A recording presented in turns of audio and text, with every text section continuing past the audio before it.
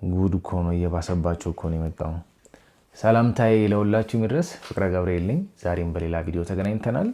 ይህም ፕሮግራም ለመስራት ወደ አእምሮዬ ከመጣ በጣም ረጅም ጊዜ ነው። በዛ ሰዓት ያ ሀሳብ በመጣልኝ ሰዓት ኢቭን እኔ ዩቱብ አልጀመርኩም ነበር እና በቅርቡ ነው ከ3 ቀን ከ4 ቀን በፊት መምህር ተስፋዬ አበራ ቲክታክ ላይ በዚህ አሁን ልሰራ ባሰብኩት ፕሮግራም ላይ ሀሳብ ሲሰጥ አይቼ ነው እንዲህ ነገር ረስቼው ነበረ። ለምንድን ነው እኔ ራሱ ፕሮግራም ማልሰራበት? በጣም ከምናስበው በላይ በጣም ጥልቅ ነው። እኛን ደግሞ ውስጣችንን እየበላን ነው። የሆኑ አንዳንድ ነገሮች በቲክታክ በኢንስታግራም በአንዳንድ ነገሮች ማህበረሰባችን የኛ ማህበረሰብ የተለያዩ ነገሮችን ሲሞክርበት ቆይቷል እና እንደ ቀልድ ብልጭ ድርግ የሚሉ ነገሮችን በተደጋጋሚ አይተናል። እኔ እንዲያውም በዚህ ፕሮግራም ዙሪያ የወንድማችን ሁላችን የምናውቀው ወንድማችን አለ ሰመረ ባሪያው ሶሻል ክሪቲክስ በመስራት ነው የሚታወቀው፣ ወይም ደግሞ የማህበረሰብ ትችቶችን በመስራት ነበር የሚታወቀው። እሱ በዚህ ዙሪያ ፕሮግራም ይሰራበታል ብዬ አስቤ ነበረ። አላውቅም እንግዲህ እንዴት እንዳላስተዋለው አላውቅም።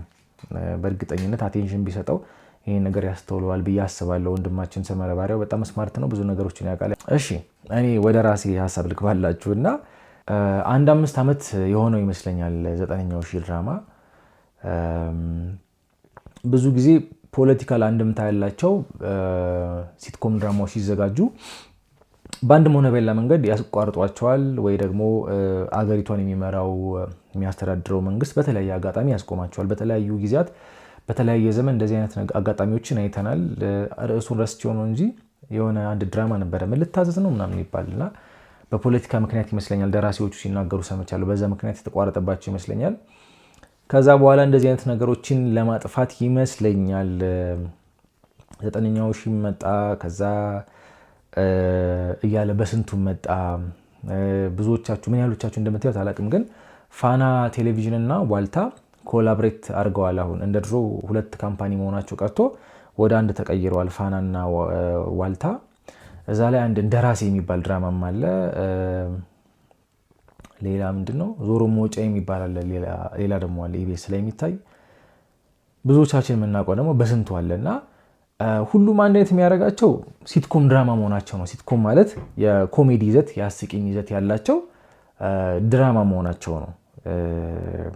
ኮሜዲ ናቸው ተብሎ ታስበው ነው። ግን 2 አይነት ኮሜዲ ነው ያለው፣ ሲትኮም ድራማ እና ኮሜዲ ደግሞ ሲሪየስ የሚባል አለ። ብዙ ጊዜ አውሮፓም አሜሪካና አውሮፓ የምትኖሩ ሰዎች ትንሽ ፖለቲካ ላይ ያላችሁ ወይም ደግሞ እንደዚህ የመናፍስቱን ውጊያ የምታውቁ ሰዎች ይሄን ነገር በደንብ ታስተውሉታላችሁ። ሲትኮም ድራማ የሚዘጋጀው በሆነ ዓላማ ነው። ማህበረሰብን ማኒፑሌት ለማድረግ፣ የሆኑ አጀንዳዎችን ለማስረጽ፣ አእምሮ ለማጠብ። እንደሚታወቀው በቴሌቪዥን የሚተላለፉ ነገሮች በአይን ገብተው አእምሮን የሚቆጣጠሩ ነገሮችን ለመስራት ነው ሲትኮም ድራማዎች የሚጠቀሙባቸው። ሁለተኛው ደግሞ ሲሪየስ ኮሜዲ ይባላል። ሲሪየስ ኮሜዲ በውስጡ ምንም አይነት አጀንዳ አይኖረውም። ከሲትኮም ለየት የሚያደርገው የራሱ የሆነ ስቶሪ ፍሎ ይኖረዋል፣ ግን ኮሜዲ ነው። በደንብ የሚያስቅ፣ በደንብ የሚያዝናና፣ በደንብ የሚያጫውት ነው እና በሀገራችን ደረጃ እኔ ሲሪየስ ኮሜዲ የሚባል እስካሁን ድረስ አላየሁም፣ አላስተዋልኩም። ሲትኮሞች ግን በተለያየ አጋጣሚ ሲትኮም ድራማዎች ግን አይተናል። በተለይ ኢቢኤስ ላይ ይመስለኛል ለረጅም ጊዜ ከድሮ ጀምሮ፣ አሁን እንኳን ርዕሳቸውን አላስታወስም፣ ግን እንደዚህ አይነት ፕሮግራሞች ነበሩ። ከመጀመሪያው ጀምርላችሁ ወደ ድራማዎቹ ስመለስላችሁ እነዚህ ያመጣሁላችሁ 3 ርዕሶች አሉ። እንደራሴ፣ በስንቱና ዞሮ መውጫ የሚባሉ ናቸው። 3ቱም ሲትኮም ድራማዎች ናቸው። በጣም በሚያስደነግጥ ሁኔታ ግን 3ቱም አንድ አይነት ሀሳብ ነው ያላቸው። 3ቱም ድራማዎች አንድ አይነት ሀሳብ ነው ያላቸው። ከእንደራሴ ልጀምርላችሁ፣ በፋናና ዋልታ ላይ የሚተላለፈው እና ገብታችሁ አይታችሁት የራሳችሁን ሀሳብ ብትሰጡ በጣም ደስ ይለኛል። ድራማዎቹን ገብታችሁ ያቸው 20 ደቂቃ 15 ደቂቃ ናቸው እና 5-10 ደቂቃ ብታዩት በደንብ ይገባቸዋል። የምናውቃቸው ትልቅ አርቲስቶች ናቸው። አንዱ ፋንቱ ማንዶ ያሉ፣ ገነት ንጋቱ፣ ሸዋፈራው ደሳለኝ፣ በወንዶች ጉዳይ የምናውቀው ዘሪሁን አለ። እንደዛ ሆኖ ልክ እንደ በስንቱ ድራማ የፋሚሊ ድራማ ሆኖ የቤተሰብ የፋሚሊ ድራማ ሆኖ እናትየዋ ነጋዴ ነች፣ አባትየው የሴትዮዋ ባለቤት የገነት ንጋቱ ባለቤት ወይም ደግሞ የዛ ቤት አስተዳዳሪ ተብሎ እዚህ ጋር ካራክተር ሆኖ የተሳለው ሰው የሆነ የተማረ ፕሮፌሰር ነው እና ልክ እንደ ሌሎቹ ድራማዎች አባትየው ነፈዝ ነገር ነው፣ ፍዝዝ ያለ ነው። ብዙ ነገሮችን በመጃጃል ነው የሚያሳልፈው። ስማርት አይደለም። ሚስቱ በጣም ትበልጠዋለች። ሚስቱ በጣም ዶሚኔት ታደርገዋለች። ከሚስቱ አልፎ 2 ትንንሽ ልጆች አሉት። እነዛ ትንንሽ ልጆች ደግሞ የሚጫወቱበት ሰው ነው። ከዛም አልፎ ተርፎ ከጎረቤት ጋር በትንሽ በትልቁም የሚጣላ ከሚስቱ ተግሳጽ የሚሰጠው ነው። ሁሌም ቢሆን እንግዲህ የቤት ራስ ተብሎ ልጆቹን የሚመራ ማለት ነው። ልጆቹን የሚያሳድግ ነው። ፊልሙ ላይ እንደምናየው ከሆነ እንግዲህ በልጆች አስተዳደግ መታቁ ከሆነ እኔም በወላጆች እንደማደጌ አስተዳደጌን እስከማውቀው ድረስ የእናቴም የአባቴም ሮል በእኔ ህይወት ውስጥ ያለውን ተጽዕኖ ያለውን ቦታ አውቀዋለሁ። በድራማው ላይ እንደምናየው ከሆነ አባትየው በጣም የተናቀ ነው። እዚህ ድራማ ላይ እንደምናየው ሸዋፈራው ደሳለኝ በጣም የተናቀ ሰው ነው። በልጆቹ የተናቀ ነው። ኢቨን ጎረቤት አያከብረውም። ዝም ብሎ ራሱን የሚያጃጅል ሰው ነው። በትልቁም በትንሹም ዝም ብሎ ይሄ ጅልጅል ያለ ነገር የተጃጃለ ነገር የሚያወራ የሚሰራ ሰው ሆኖ ነው የተሳለው። ከሱም አልፎ ተርፎ ትልቁ ልጃቸው ዘሪሁን እንደ ካራክተር ደግሞ በወንዶች ጉዳይ ዘሪሁን በመባል እናውቀዋለን ያልኳችሁ ወንድማችን አርቲስት ወንድማችን እሱም እንደዛው ጅል ነገር ሆኖ ነው የሚሰራው። እዚህ ውስጥ ነቃ ብለው ጥሩ ካራክተር ያየውባቸው አያትየው ናቸው። እሱም ትልቅ ስለሆኑ ፊልሙም ላይ ያላቸው ሮል በጣም ትንሽ ነው። በተረፈ ሴቶቹ በጣም ስማርት ናቸው። በጣም አውትስታንዲንግ ናቸው። ከምታስቡት በላይ በጣም ስማርት ሆነው ነው የሚታዩት። ሂሳብ የሚሰሩት እነሱ ናቸው። ቤተሰባቸው የሚመሩት እነሱ ናቸው። ወንዶቹን እንደፈለጉ የሚያሽከረክሯቸው እነሱ ናቸው። ይሄ የመጀመሪያው ድራማ ነው እና ይህ ድራማ ከሌላኛው ከዞሮ መውጫዬ ኢቢኤስ ላይ ከሚታየው ከዞሮ መውጫዬ ድራማ ጋር አንድ አይነት ነው። ዞሮ መውጫዬ ላይ ለየት የሚያደርገው ሙሉዓለም ታደሰ፣ ሚካኤል ታምሬ ምናምን የመሳሰሉ ትልልቅ አርቲስቶች አሉበት። በትምህርት ቤት ውስጥ እና በትዳር እንደዚህ አይነት በፋሚሊ ውስጥ ያለ ላይፍ ነው የሚያሳዩት እና ሚካኤል ታምሬ እዚህ ፊልም ላይ የትምህርት ቤት አስተዳደር ሆኖ ነው የሚሰራው። በትምህርት ቤት አስተዳደር ውስጥ ሚስት ባለቤቱ ወይም ሙሉዓለም ታደሰ የትምህርት ቤቱ አስተማሪ ነች። የአንድ ዲፓርትመንት የኬሚስትሪ ዲፓርትመንት አስተማሪ ነች። ሚካኤል ታምሬ ደግሞ የትምህርት ቤቱ አስተዳዳሪ ነው። በጣም ሲሪየስ ሰው ነው። ኢቭን ባለቤቱን ለስራ ሲያገኛት ወደ ቢሮም ስትመጣ እንደማንኛውም ሰው ነው የሚያስተናግዳት። እንደማንኛውም አስተማሪ፣ እንደማንኛውም የትምህርት ቤት አባል ነው የሚያስተናግዳት። በጣም ደስ ይላል። ፕሮፌሽናል ሰው ነው። የዚህ ሰው የካራክተር የሚቀየረው ቤቱ ሲገባ ነው። ቤቱ ሲገባ ኮምፕሊት ጅል ነው የሚሆነው። በቃ ይጃጃላል። የሚያደርገው ነገር በቃ ምን ልበላችሁ፣ በቃ ህፃን ልጅ ነው የሚሆነው። እሱ ብቻ ከሚካኤል ታምሬ ደግሞ ውጭ ሌላ አንድ ተካራ ያላቸው እዛ ግቢ ውስጥ የሚኖርና እሱንም በቃ እንደ ህፃን ልጅ ነው ትሪት የሚያደርጉት። የዚህ ቤት ራስ አስተዳዳሪ ሆኖ የተቀመጡት ሙሉዓለም ታደሰና ከሷ ቀጥሎ ልጆቿ ናቸው።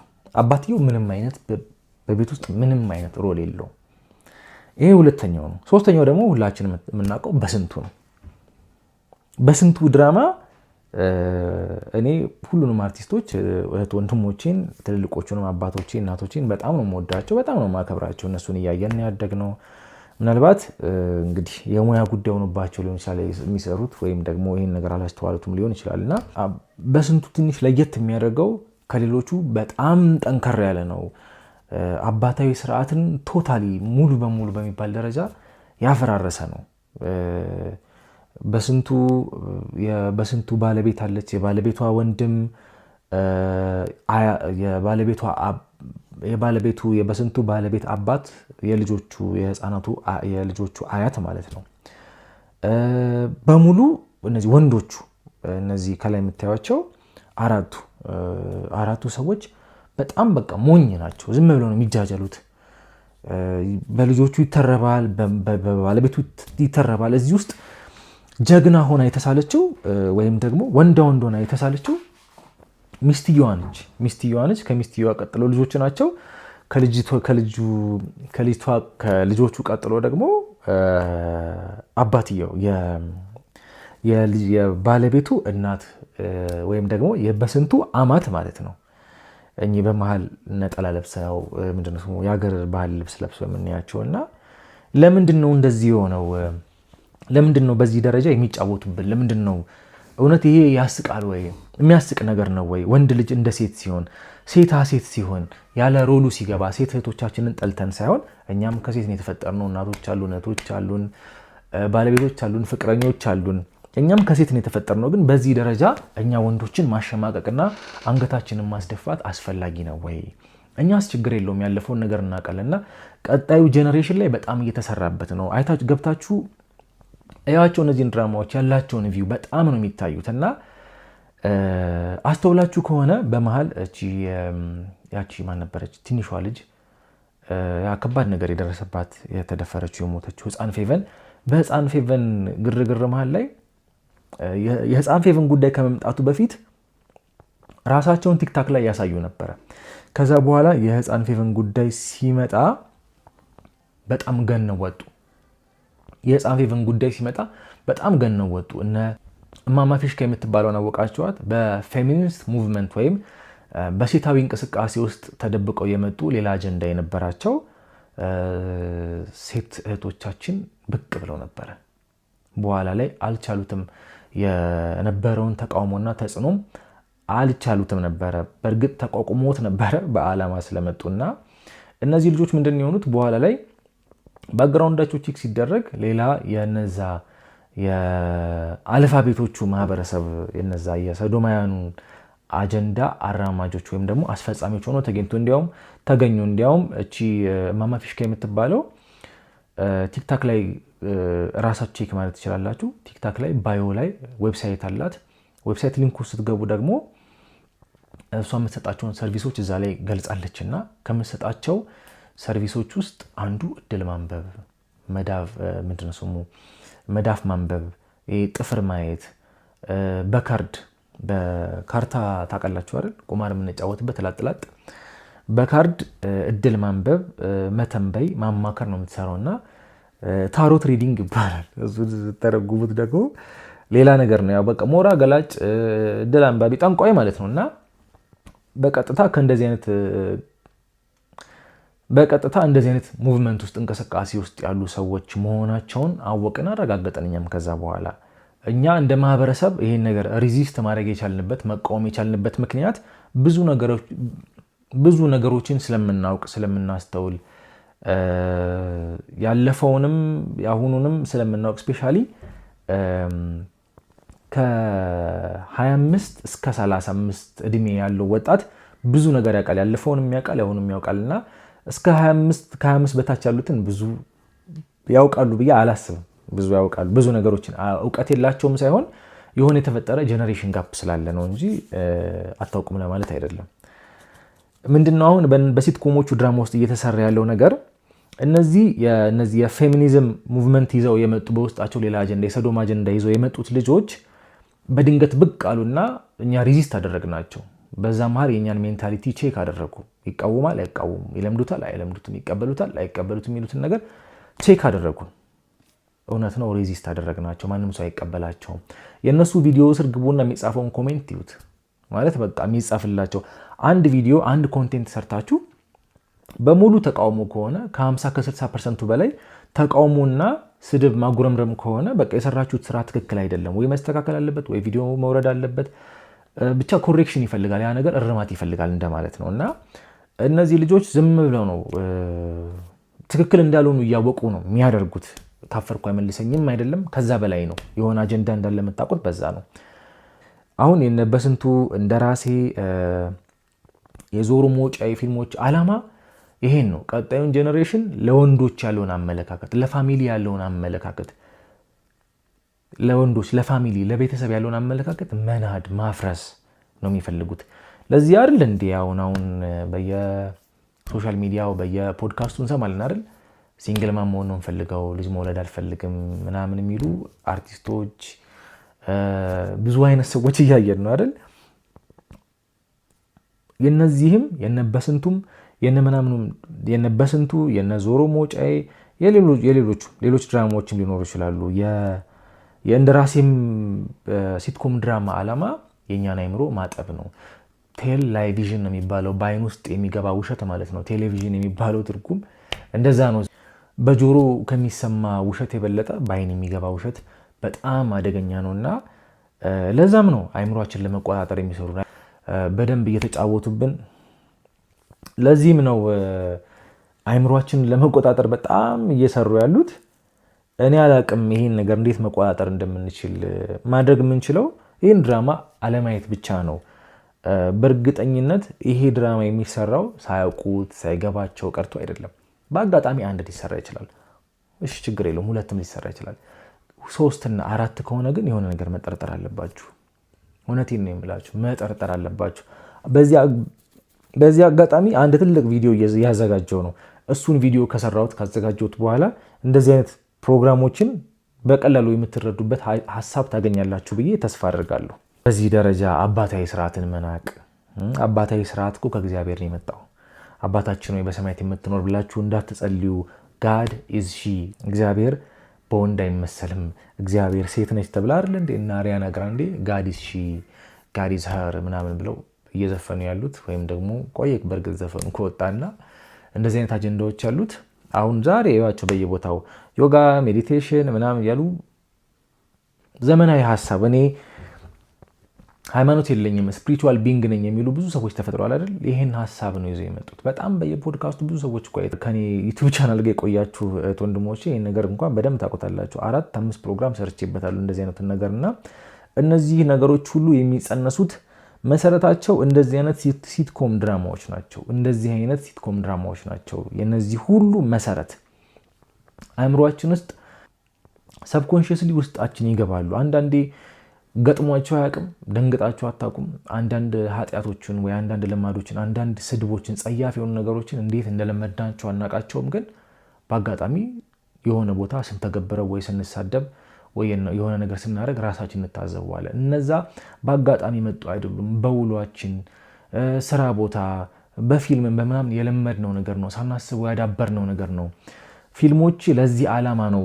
ስፔሻሊ ቅድም እንደነገርኳችሁ በሲትኮም እና በሲሪየስ ድራማ በሲሪየስ ኮሜዲ መሀል ያለውን ልዩነት እንደነገርኳችሁ የነዚህም ዓላማ የእኛን አይምሮ ማጠብ ነው። አይምሮአችንን መበረዝ ነው። እንዴት 4-5 ድራማ ተሰርቶ ሁሉም በሀሳብ አንድ አይነት ይሆናሉ? እንዴት ወንድን ማሸማቀቅ፣ አባትን ማኮሰስ፣ ወንዳወንድነትን ማጥፋት እንዴት ዓላማ ያደርጋሉ? በእውነት በጣም እኮ ነው የሚያሳዝነው። በጣም ነው የሚያሳፍረው። እውነት ይሄ ነገር አስቋችሁ በዚህ ነገር የምትዝናኑ ሰዎች ካላችሁ ራሳችሁን ፈትሹ፣ ራሳችሁን ቼክ አድርጉ። በእርግጥ የኛ ማህበረሰብ ትንሽ አስቸጋሪ ነው። የምንወዳቸው ሰዎች፣ የምንተማመንባቸው ሰዎች ሲያጠፉ፣ ሲሳሳቱ፣ ሲመከሩ፣ ተግሳጽ ሲሰጣቸው አንወድምና ተስፋዬ ቲክቶክ ላይ የሰራው ቪዲዮ የ2 ደቂቃ ከ15 ሰከንድ አካባቢ ነውና ሀሳቡን ሳይጨርስ ነው ወደ ኮሜንት ሴክሽን የገባሁት። ብዙ ጊዜ ሳይገባን ሳንረዳ ሙሉን ቪዲዮ ሳናይ ነው ኮሜንት የምንሰጠውና በስመ አብ መምህር ተስፋዬን ዛሬ ወረዱበት እያልኩኝ ነበር የገባሁት። ግን እግዚአብሔር ይመስገን በጣም ነቅተናል፣ በጣም ጎብዘናል፣ ብዙ ነገሮችን ማስተዋል ችለናል። እና እስከ አሁን ቪዲዮ እስከሰራሁበት ሰዓት ድረስ 400 ምናምን ኮሜንቶች አይቻለሁ። መምህር ተስፋዬም ቪዲዮ መጨረሻ ላይ ኮሜንቶቹን እፈልጋቸዋለሁ እና እስኪ ጻፉልኝ ሲል ነበርና እንዴት እንደምናስብም የደረስንበትን የአመለካከት ደረጃ ማወቅ የፈለገ ይመስለኛል መምህር ተስፋዬም። እና ኮሜንቶቹን ሳይ በጣም ነው ደስ ያለኝ። ብዙ ሰው ያውቃል፣ ብዙ ሰው ነቅቷል። የማያውቁ ሰዎች ኢቭን መምህር በዚህ መንገድ ነው እንዴ ይህን ነገር ያሰብከው? በዚህ መንገድ አይተኸው ነው እንዴ? ኦኬ ነገርየው መንፈሳዊ ነው እንዴ ብላችሁ ብዙ ኮሜንት ጽፋችኋል። በጣም ደስ ይላል። የመምህር ተስፋዬ አበራን ቪዲዮ በመጋበዝ እንሰነባበታለን። ለማለት የፈለግኩት ሀሳብ በደንብ ገብቷችኋል ብዬ ተስፋ አደርጋለሁ። ሼር፣ ላይክ፣ ሰብስክራይብ መደረጉ እንዳይረሳ። ይህን ሀሳብ ላልደረሳችሁ ሰዎች በሙሉ አድርሱልኝ። ራሳችሁን ጠብቁ። በሌላ ቪዲዮ እንገናኛለን። እኔ የምለው በስንቱ ድራማና ዞሮ መውጫ የሚባሉት ተከታታይ ኮሜዲ ሲትኮም ድራማዎች ላይ ለምንድን ነው በባሎች የምታላግጡት? ወይም ደግሞ ስክሪፕቱን የሚጽፉት ሰዎች ባሎች ላይ የሚያሾፈው የሚያላግጠው ፌሚኒስቶች ናቸው እንደሚጽፉት? በጣም እኮ ነውር እኮ ነው። እስቲ ተመልክቷቸው፣ ሲትኮሙን ተከታተሏቸው። በስንቱ እንዴት ልጆቹ እንደሚያሾፉበት፣ እንዴት ሚስቱ እንደምታላግጥበት፣ አስተዋይና ቁም ነገረኛ ለትዳሯ የምታስብ ሚስት ብቻ ሆና መቅረቧ፣ እንደገና በስንቱ ደግሞ ነገሮችን የማያገናዝብ አስተሳሰቡ ከልጆቹ በታች የሆነ ለማሳቅ ተብሎ ብቻ አባትየው ላይ መቀለድ በጣም ነውር ነው እውነት። አንዳንድ ጊዜ ደግሞ የባስ ብሎ ደግሞ ዞሮ መውጫ የሚባል ድራማ መጣና ደግሞ እንደገና እንደዚሁ ሚስት የምታስባቸው ሀሳቦች ቁም ነገሮቿንና የባልየውን አስተሳሰብ ስታዩት ጤንነት ያለው አይመስለኝም። ምናልባት ከተሳሳትኩኝ አርሙኝ። እንደዚህ አይነት ነገሮች ብዙ ጊዜ ልጆችን ያበላሻሉ። ህጻናቶች አባታቸው ላይ እንዲቀልዱ 9ኛው ሺህንም አይታችሁታል። 9ኛው ሺህ ደግሞ ይብሳል። አባታቸው ላይ እንዴት እንደሚቀልዱ እንዴት እንደሚተራረቡ ያን ያክል ከአባት ጋር እንደዚህ ሰፋጣ ማብዛት ምናልባት የግልጽነት ነው ብዬ አላስብም። መቀላለዱ እንዳለ ሆኖ ግን በአባት የማይቀለድ ቀልድ በእናታቸው እየቀለዱ በአባታቸው እየቀለዱ እየተተራረቡ በአባት ፊት እንደዚህ አይነት ዘለፋ እየተዘላለፉ ደስ አይልም። እኛ ኢትዮጵያ ውስጥ እኮ ቤተሰብ ውስጥ ልክና መጠን አለው ስናወራ ስንከባበር። ምን ይመስላችኋል? ድንገት እኔ ነኝ የተሳሳትኩት ወይስ ምናልባት እናንተም ትጋሩኛላችሁ? አርሙኝ ከተሳሳትኩኝ። አስተያየትህ ነው አረዳድህ ነው ብላችሁም መተቸት ይቻላል፣ ችግር የለውም። ግን አብዛኞቹን ሳያቸው ጥሩ አይደለም እይታው። ኮሜንቱን እፈልገዋለሁ። በደንብ ኮሜንት ጻፉልኝ። እኔ የምለው በስንቱ ድራማና ዞሮ መውጫ የሚባሉት ተከታታይ ኮሜዲ ሲትኮም ድራማዎች ላይ ለምንድን ነው በባሎች የምታላግጡት? ወይም ደግሞ ስክሪፕቱን የሚጽፉት ሰዎች ባሎች ላይ የሚያሾፈው የሚያላግጠው ፌሚኒስቶች ናቸው እንደሚጽፉት? በጣም እኮ ነውር እኮ ነው። እስቲ ተመልከቷቸው፣ ሲትኮሙን ተከታተሏቸው። በስንቱ እንዴት ልጆቹ እንደሚያሾፉበት፣ እንዴት ሚስቱ እንደምታላግጥበት፣ አስተዋይና ቁም ነገረኛ ለትዳሯ የምታስብ ሚስት ብቻ ሆና መቅረቧ፣ እንደገና በስንቱ ደግሞ ነገሮችን የማያገናዝብ አስተሳሰቡ ከልጆቹ በታች የሆነ ለማሳቅ ተብሎ ብቻ አባትየው ላይ መቀለድ በጣም ነውር ነው እውነት። አንዳንድ ጊዜ ደግሞ የባስ ብሎ ደግሞ ዞሮ መውጫ የሚባል ድራማ መጣና ደግሞ እንደገና እንደዚሁ ሚስት የምታስባቸው ሀሳቦች ቁም ነገሮቿንና የባልየውን አስተሳሰብ ስታዩት ጤንነት ያለው አይመስለኝም። ምናልባት ከተሳሳትኩኝ አርሙኝ። እንደዚህ አይነት ነገሮች ብዙ ጊዜ ልጆችን ያበላሻሉ። ህጻናቶች አባታቸው ላይ እንዲቀልዱ 9ኛው ሺህንም አይታችሁታል። 9ኛው ሺህ ደግሞ ይብሳል። አባታቸው ላይ እንዴት እንደሚቀልዱ እንዴት እንደሚተራረቡ ያን ያክል ከአባት ጋር እንደዚህ ሰፋጣ ማብዛት ምናልባት የግልጽነት ነው ብዬ አላስብም። መቀላለዱ እንዳለ ሆኖ ግን በአባት የማይቀለድ ቀልድ በእናታቸው እየቀለዱ በአባታቸው እየቀለዱ እየተተራረቡ በአባት ፊት እንደዚህ አይነት ዘለፋ እየተዘላለፉ ደስ አይልም። እኛ ኢትዮጵያ ውስጥ እኮ ቤተሰብ ውስጥ ልክና መጠን አለው ስናወራ ስንከባበር። ምን ይመስላችኋል? ድንገት እኔ ነኝ የተሳሳትኩት ወይስ ምናልባት እናንተም ትጋሩኛላችሁ? አርሙኝ ከተሳሳትኩኝ። አስተያየትህ ነው አረዳድህ ነው ብላችሁም መተቸት ይቻላል፣ ችግር የለውም። ግን አብዛኞቹን ሳያቸው ጥሩ አይደለም እይታው። ኮሜንቱን እፈልገዋለሁ። በደንብ ኮሜንት ጻፉልኝ።